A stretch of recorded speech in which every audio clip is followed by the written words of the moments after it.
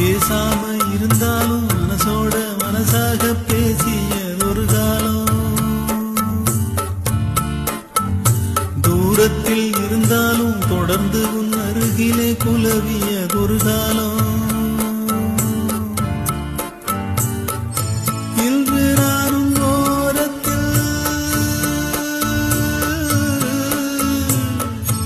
இன்று நானும் ஓரத்தில், என் மனது தூரத்தில், வீதியில் இசைத்தாலும் வீணைக்கு இசையுண்டு, வீணாகி போகாது கேட்கின்ற நின்று வேங்குழல் பாடுது வீணையோடு.